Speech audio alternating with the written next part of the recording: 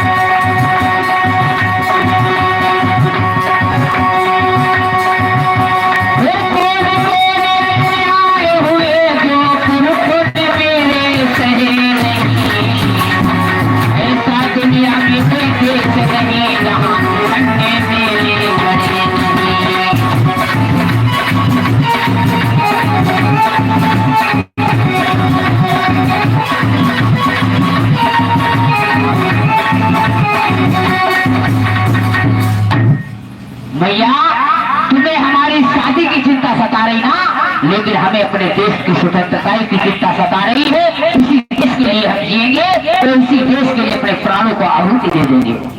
21 साल की अवस्था में भगत सिंह सुखदेव राजगुरु फांसी के फंदा को चूम लिया था। 21 साल की अवस्था में फांसी के फंदे को झूल रहे थे। याद करना चाहिए, उनके इतिहास के पढ़ना चाहिए लोगों को कि ऐसे हमारे देश में क्रांतिकारी वीर शहीद हुए। जब इस देश में 75,000 जवान जब शहीद हुए थे, तब जाकर के दिल्ली के लाल किला पर तिरंगा फहराया गया था। हमारे लोग सोचते हैं कि चरखा चलाने वाले ने आजादी दिला दी। चरखा चलाने से कहीं आजादी अगर मिलती तो हमारे दादा पुरखे माँ बहनें भी घर में चरखा चला करके आजादी इस देश की जिंदगी को जीत लेती। चरखा चलाने से आजादी नहीं मिलती। आजादी खून मांगती है, आजादी बलिदान मांगती है। आजादी चरखा चलाने से नहीं मिलती है, आजादी लाठी पकड़ करके चलने से नहीं मिलती है, आजादी खून मांगती है। इस देश में 75,000 जब जवान शहीद हुए थे, तब जाकर के वो तिरंगा खून में डूबा हुआ दिल्ली के लाल किला पर फहराया गया था। हमारे लोग फोकट में लोगों का नाम लेकर के घूम रहे हैं। ऐसे ही अगर होते तो रणछोड़राम ने उनको गोली मार करके हत्या नहीं की होती। आज भी हमारे लोग इतिहास से बढ़िया से परिचित नहीं है। पढ़ना चाहिए, इतिहास को पढ़ने का समय है। जब हमारे लोग शिक्षित हैं, पढ़े लिखे हैं, तब हमारे लोग इतिहास को नहीं पढ़ते हैं। जब हमारे लोग नहीं पढ़े थे तो अलग की बात थी, लेकिन आज आप लोग पढ़े लिखे तो 1 घंटा नहीं, आधा घंटा नहीं, सिर्फ 5 मिनट बाबा साहब के संविधान को पढ़िए, आपको हर एक अनुच्छेद याद हो जाएगा। आप 6 महीना पढ़ेंगे, 1 साल पढ़ेंगे, 2 साल पढ़ेंगे, संविधान बिल्कुल आपको मौजवानी कंठस्थ याद हो जाएगा। अभी कोई घटना हो जाए तो ये भी नहीं मालूम कौन सी धारा लगे कि कौन सी धारा से मुझको अंदर पहुंचाए, कौन सी धारा से हम बचे।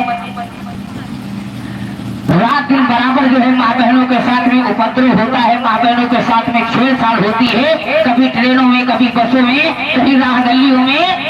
क्या इन्हें मालूम है कौन सी धारा है हमारी रक्षा के लिए? नहीं मालूम है इनको। तो सिर्फ ये मालूम है कि हमको 4-10 मिनट इनके पास बैठ करके पंचायत करना है, चुगली करना है, इधर उधर लड़ाई लगवाना है, और कुछ नहीं आता, ना जाता चुनाव चिन्ह छाता। तो हमारी माँ बहनों को याद करना चाहिए, संविधान को पढ़ना चाहिए। हम कह रहे हैं माँ नहीं पढ़ी है, बेटियां पढ़ी है, बेटियों को पढ़ना चाहिए। वो अपने बच्चों को बताएं, अपनी माँ को बताएं कि संविधान में ये लिखा हुआ है, ये हमारे लिए है अधिकार। संविधान में धारा आईपीसी की धारा 100 के तहत आपको अगर कोई नाजायज प्रकार से सता रहा है, आपको दंडित कर रहा है, आपको छेड़ रहा है, तो आप अपने बचाव के लिए आप अगर उसकी हत्या भी कर देती है तो संविधान में यहाँ तक की व्यवस्था है कि आईपीसी की धारा 100 के तहत आपको बाइज्जत बरी कर दिया जाएगा, क्योंकि अपने आत्मरक्षा के लिए आपने दूसरे का कत्ल किया है, मारा है आपने। लेकिन हमारे लोग यही नहीं जानते हैं कौन सी धारा किसके लिए बनी है। हर चीज को पढ़ना चाहिए।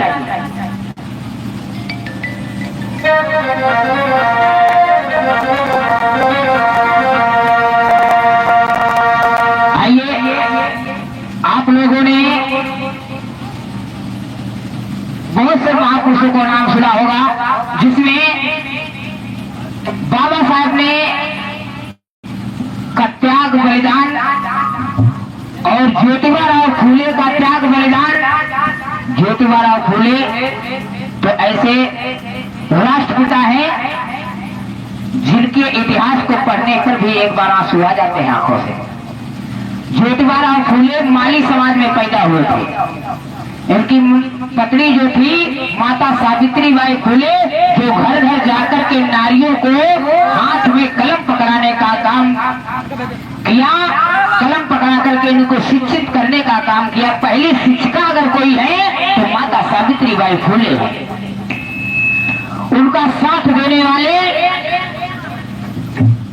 प्रथम महिला अगर कोई है तो वो है फातिमा शेख, जो मुस्लिम समाज में जन्म लेकर के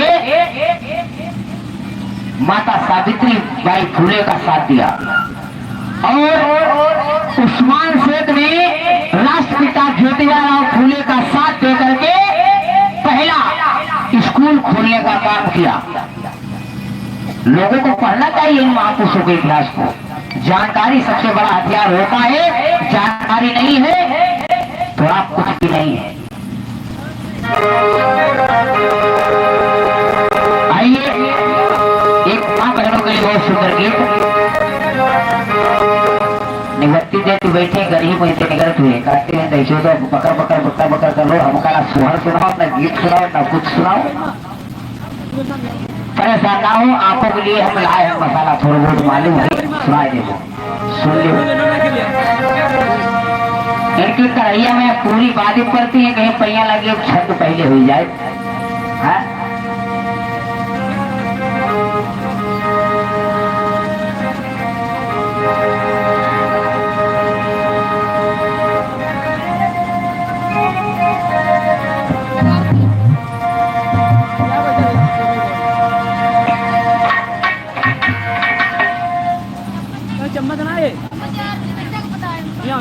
ये मुन्ना भैया जी की तरफ से 50 राशि मेरा बुद्ध धन से जय मंगल हो।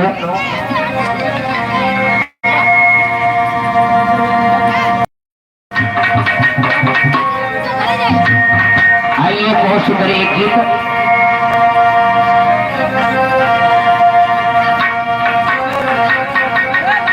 बाबा साहब जब लंदन को पढ़ने के लिए जाते हैं तो रमाबाई आज अपनी सखियों से कहती हैं क्या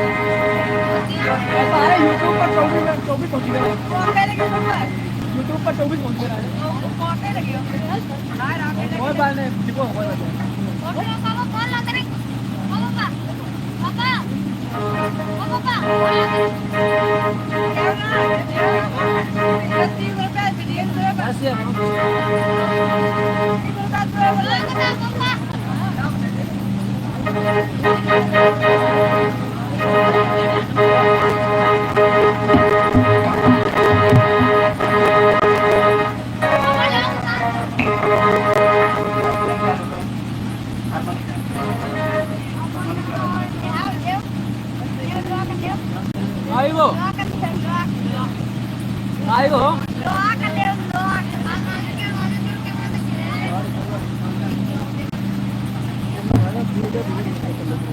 Halo, halo, halo, Ayo. Ayo. halo, halo, halo, halo, halo, Pani pí lên. halo, Pí này. halo, Lagi lâu. Lagi lâu. halo, halo. Apa? Itu pekan lâu.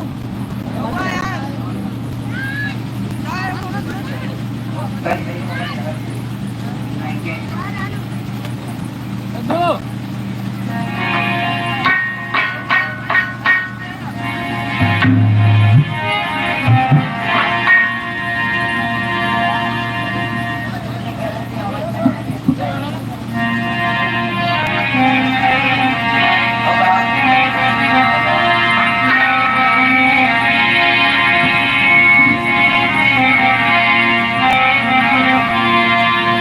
आइए वो सुगर गीत सुनिए माँ बहनों के लिए। रमाबाई अपने सखियों से कहती हैं,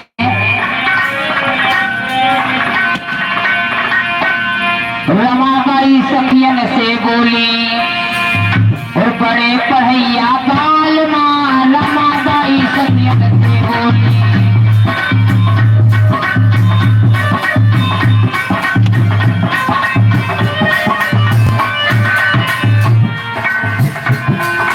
रमाबाई सखियन से बोली, पढ़े बल पढ़िया बाल माँ, रमाबाई सखियन से बोली।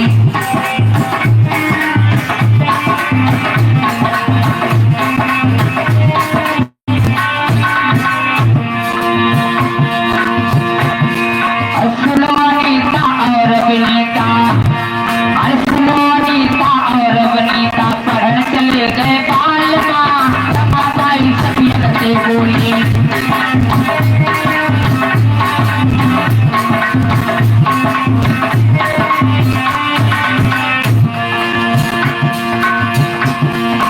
लंदन जर्मन में गई वहाँ मिले नहीं बाल माँ, लंदन जर्मन में गई वहाँ मिले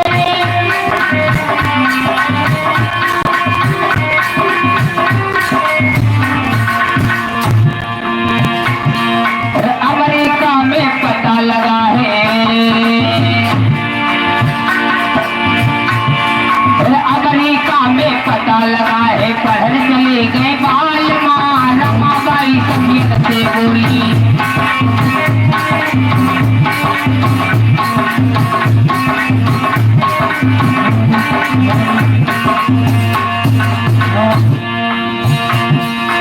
कोर्ट कचहरी में गई वहाँ मिले नहीं साजना, कोर्ट कचहरी में गई।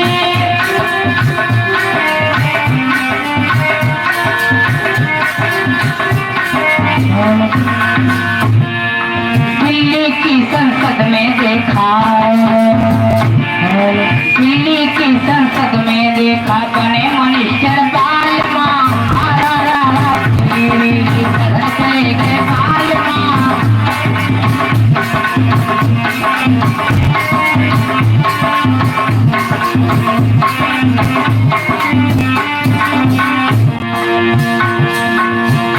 रमाबाई सखियन से बोली,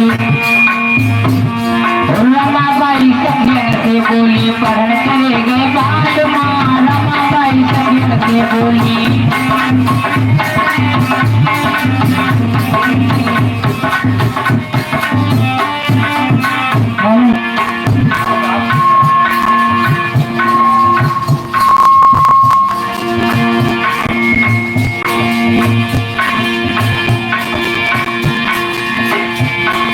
काशी मथुरा में गई वहाँ मिले नहीं साजना, काशी मथुरा में गई।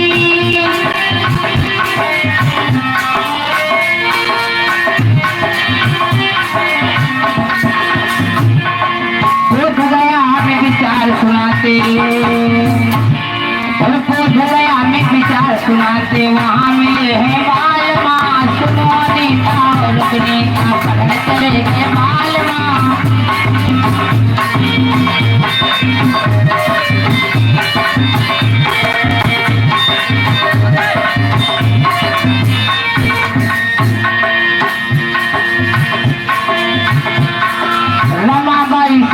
से बोली पढ़ने चले गए बालना रमाबाई सखियन से बोली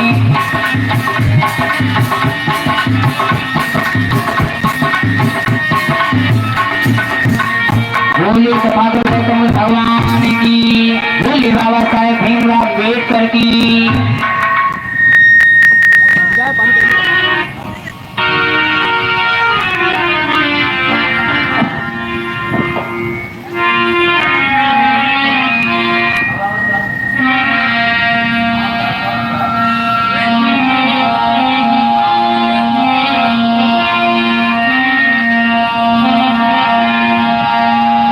यहाँ कौन सुनेगा तेरी ये गाथा किसे सुनाऊं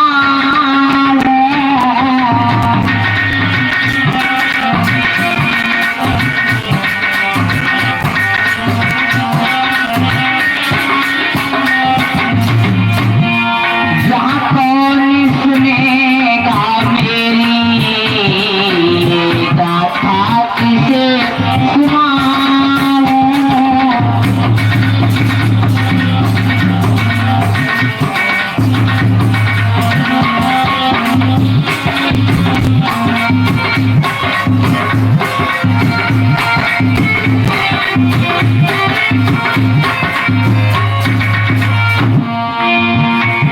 यहाँ कौन सुनेगा मेरी ये गाथा किसे सुनाऊं मेरे दिल में जख्म हुए हैं कैसे तुम्हें बताऊं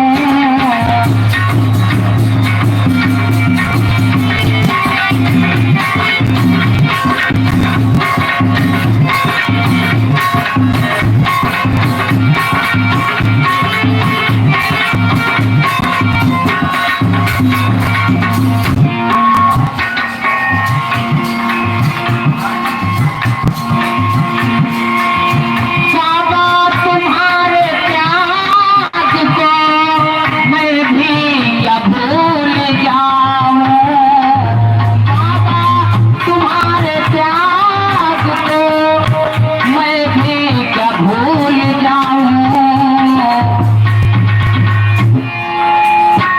यहाँ कौन सुनेगा तेरी गाथा किसे सुनाऊं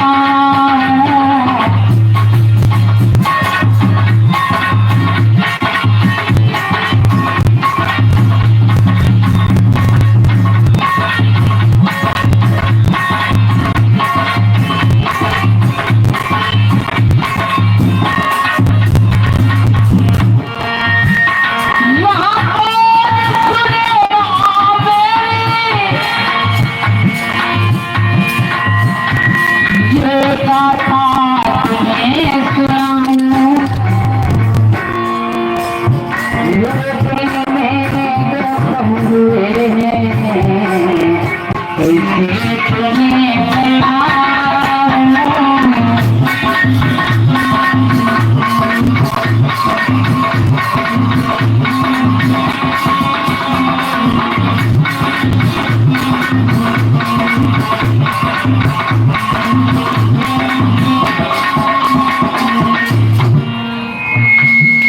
यहाँ कौन सुनेगा मेरी ये गाथा किसे सुनाओ बाबा तुम्हारे त्याग को मैं भी क्या भूल जाऊं बाबा के त्याग बलिदान को अगर ये दबा कुचला वंचित समाज भूल गया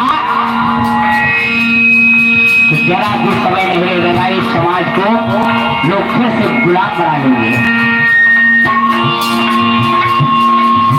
आया नजर मुझे वो चेहरा कसी तुम्हारा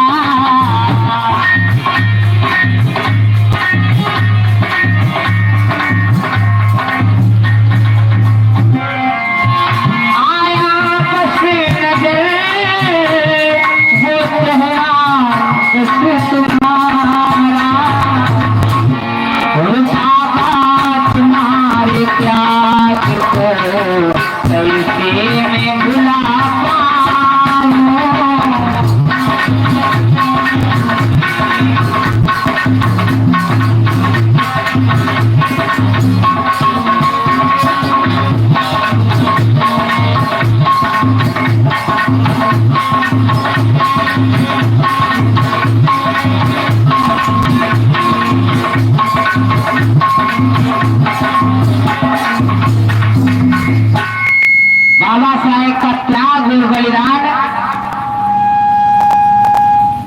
हमें नहीं भूलना है उन मसीहा के बताए हुए रास्ता पे चल करके अपने बच्चों का भविष्य उज्जवल बनाना है, स्वच्छ बनाना है। क्योंकि एक कभी यहाँ कहते हैं जब बुरा वक्त होता है तो कोई अपना साथ नहीं आता है।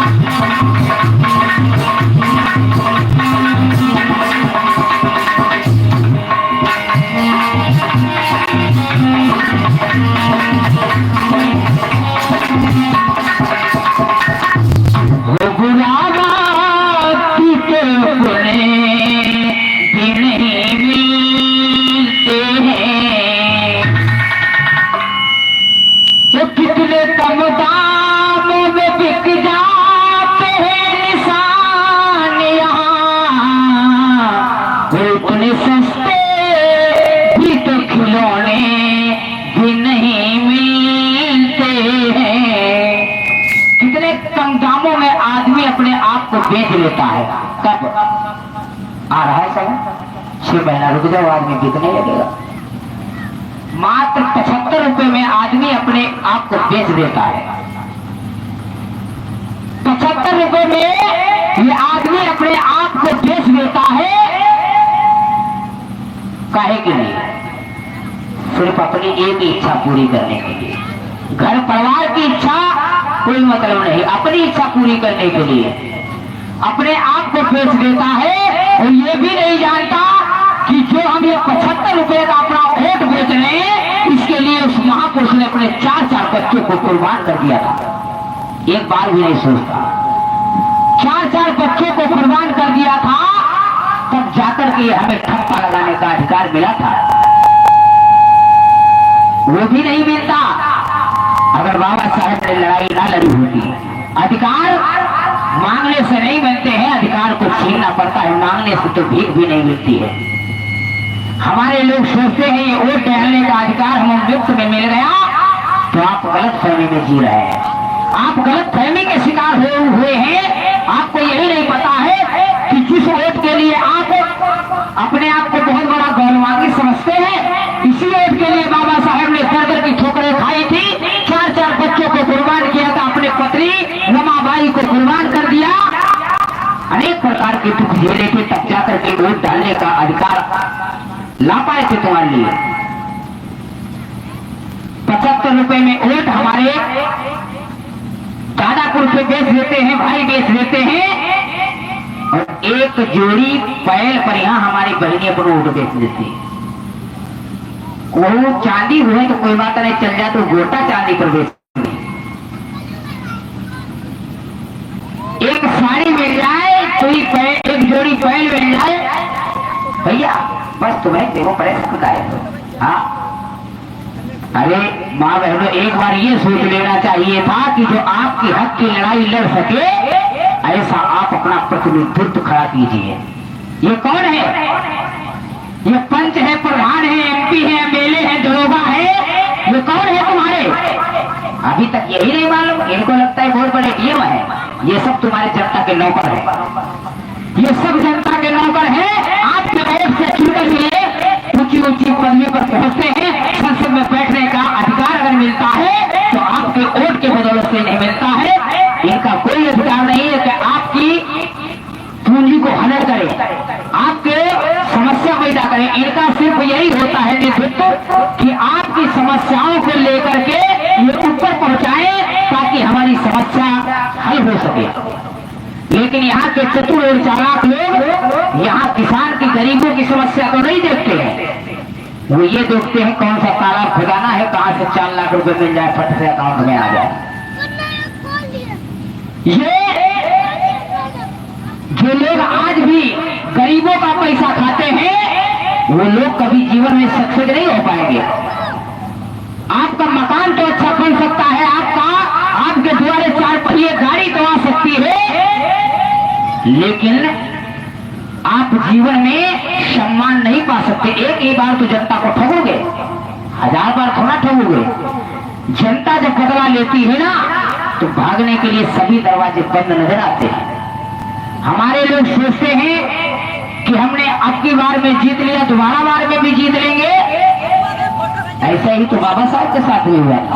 बाबा साहब जब खड़े हुए थे, तभी बाबा साहब ने कहा था हमें तो अपने लोगों ने धोखा दिया, गैरों से हम शिकवा क्या करें। अरे पता काम पहलो नहीं। हाँ, गिर गो ये।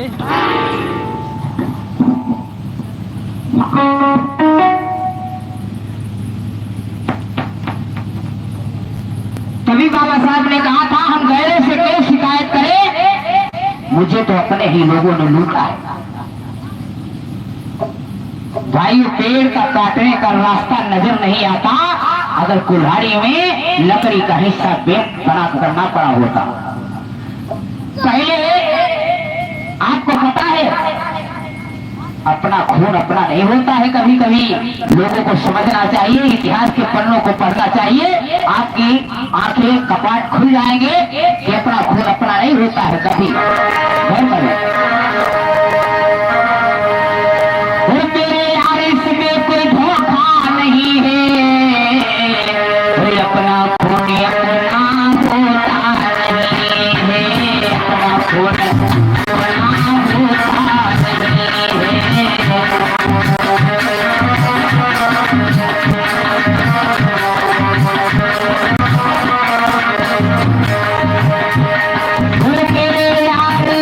है।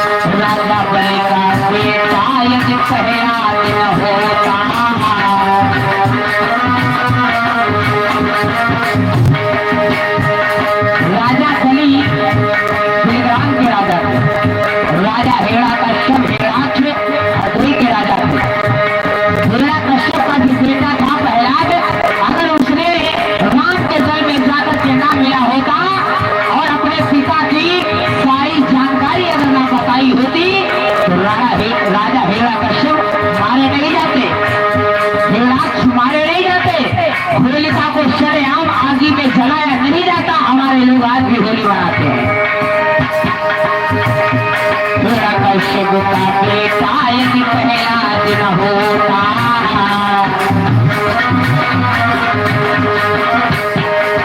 अपने पिता को मनवाया, इसमें कोई धोखा नहीं है। अपना गुने गुना होता नहीं है, गुने गुना।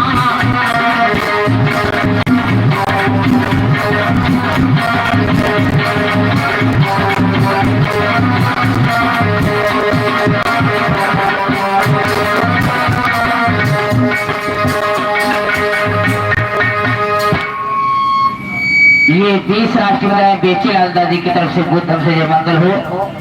मेरे वारिस में कोई धोखा नहीं है, अरे अपना खून अपना होता नहीं है। रावण का भाई यदि भविष्य न होता, राम के दल में मिला जो न होता। अपने भाई को मरवाया, इसमें कोई धोखा नहीं है। और मेरे यार इसमें कोई धोखा नहीं है, अपना खून अपना होता नहीं है। हमारे लोग सोचते हैं कि चाहे जितना दुश्मन हो जाए भाई, लेकिन सुध अपने की जरूर आती है। लेकिन कब, हम भी जानते हैं चाहे जितनी भाई भाई में झगड़ा हो जाए, अगर समस्या पड़ेगी तो एक भाई के पक्ष में दूसरा ही भाई खड़ा होगा। लेकिन इतिहास इसका भी गवाही दे रहा है, अगर आपका भाई आपके ऊपर कोई संकट आता है तब खड़ा होता है। और ये भी समझ लीजिए, जब भाई सबसे बड़ा शत्रु बन जाता है तो इससे दुनिया में बढ़कर के सबसे बड़ा दुश्मन भी कोई नहीं होता है। लेकिन समस्या यही नहीं खत्म होती। हमारे लोग आज भी नहीं जान पाए, हमारे लोग अपने आप का जो है बोझ दूसरे के ऊपर डिपेंड कर दिया, दूसरे के ऊपर डाल दिया। कहा अब हमारा देख रहे कि हमारा भाई करेगा, इसीलिए तो हम लोग, हमारे लोग ठगे गए, इसीलिए तो धन धरती से विहीन कर दिए गए। क्यों?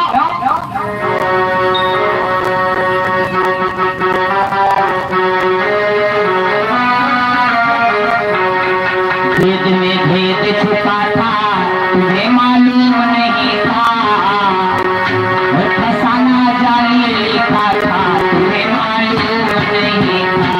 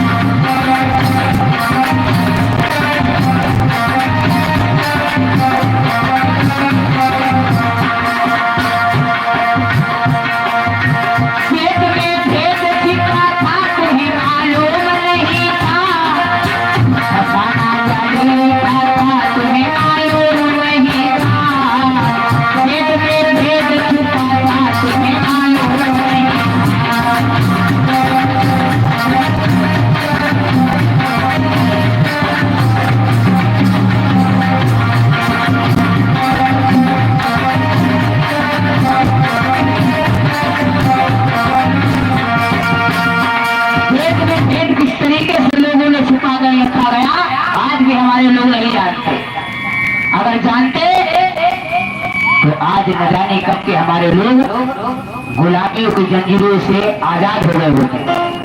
गुलामी तो सिर्फ दो ही प्रकार की इस देश में चलती है, एक शारीरिक गुलामी, एक मानसिक गुलामी। शारीरिक गुलामी से मनुष्य को शरीर से काम लिया जाता। पहले के जमाने में शरीर के द्वारा काम लिया जाता था, इसीलिए उसे कहा जाता था शारीरिक गुलामी।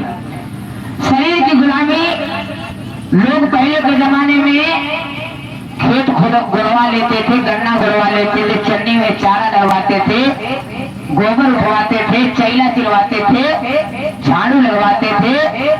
इसे कहा जाता था शरीर की गुलामी। शरीर से आपको काम करवा लेते थे, उसके बदले में आपको मजदूरी कुछ नहीं देते थे। नाले पर बैठ करके गुचौआ रोटी खा लेते थे हमारे कुल के लोग, उसी में खुश रहते थे। वही चीज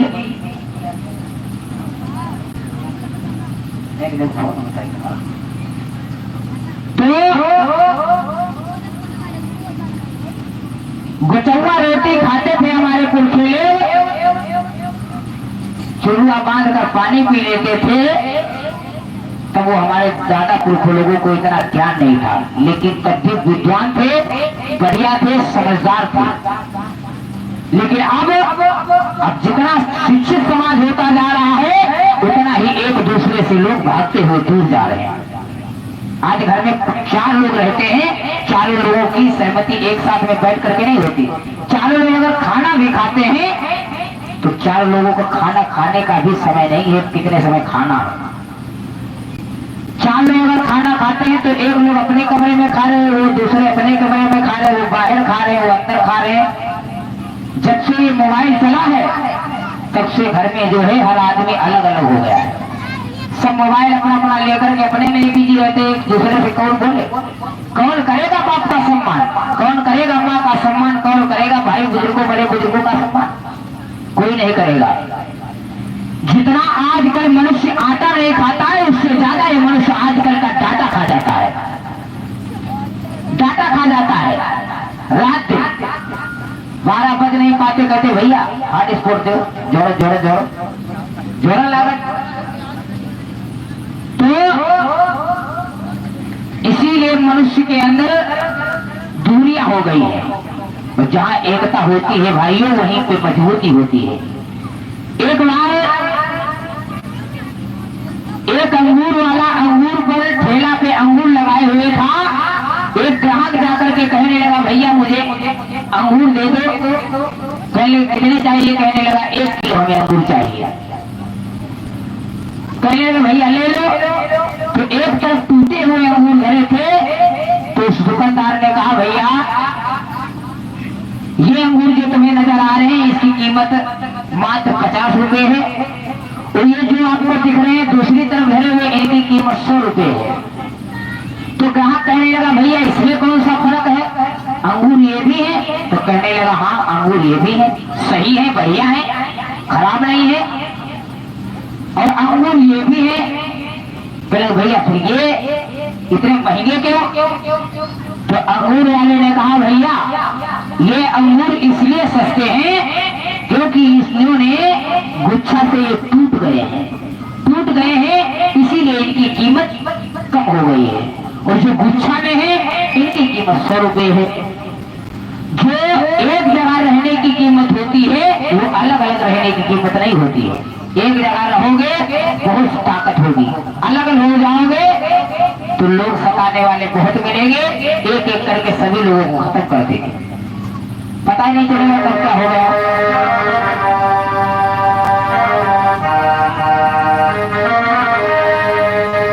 आइए अंतिम पड़ाव की ओर 2 शब्दों के साथ में एक बहुत सुंदर हम गीत सुनाएंगे, उसके कष्ट से आगे आप लोग महापुरुषों की ज्ञान रूपी चर्चा को सुनेंगे।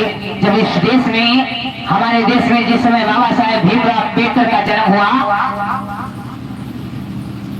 14 अप्रैल 1891 ईस्वी में जिस समय बाबा साहेब का जन्म हुआ, उस समय इस देश में चरम सीमा पर छुआछूत थी।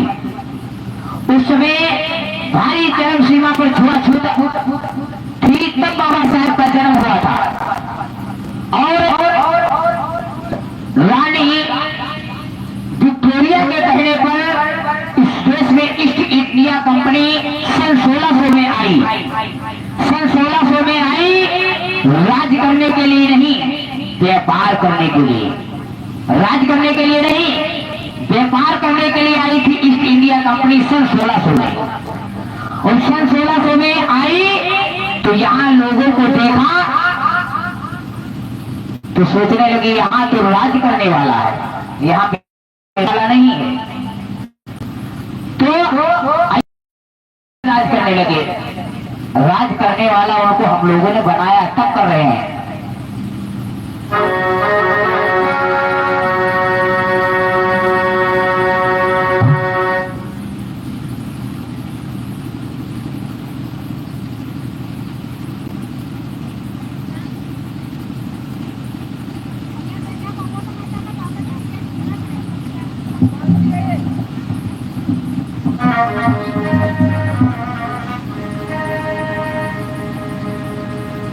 आइए बहुत सुंदर एक गीत उसके तक शायद आगे आप लोग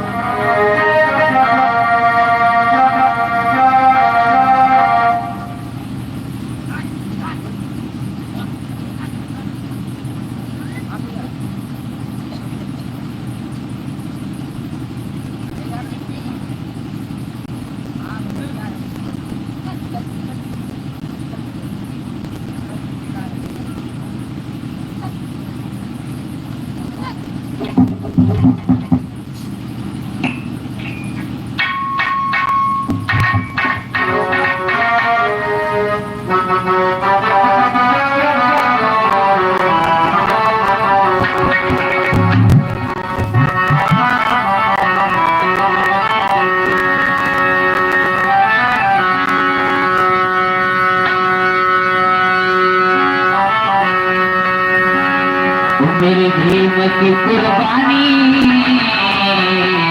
तुम भुला ना पाओगे मेरे भीम की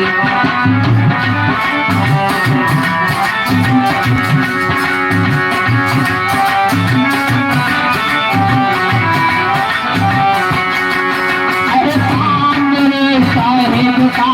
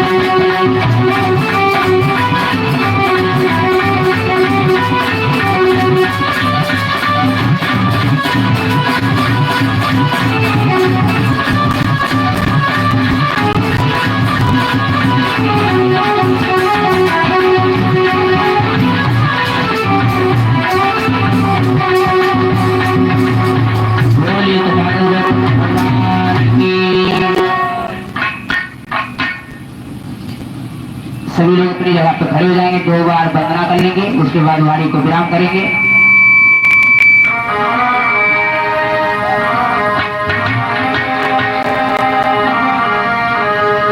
बोलिए तथागत गौतम भगवान की, बोलिए बाबा साहेब भीमराव अम्बेडकर की।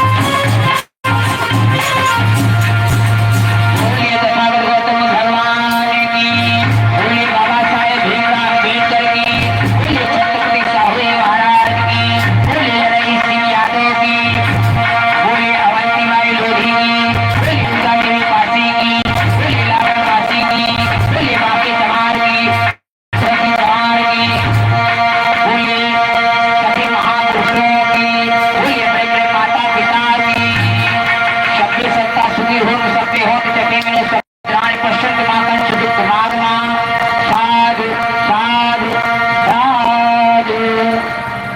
सभी लोग चल ये तो बटिए नहीं भाई।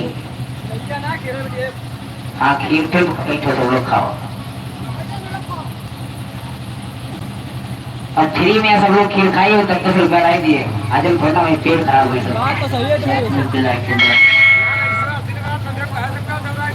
फ्री में खीर खाई है तो हमारे गुरुजी बाबा साहब की जो लेखनी थी बड़ी सुंदर थी और दोस्त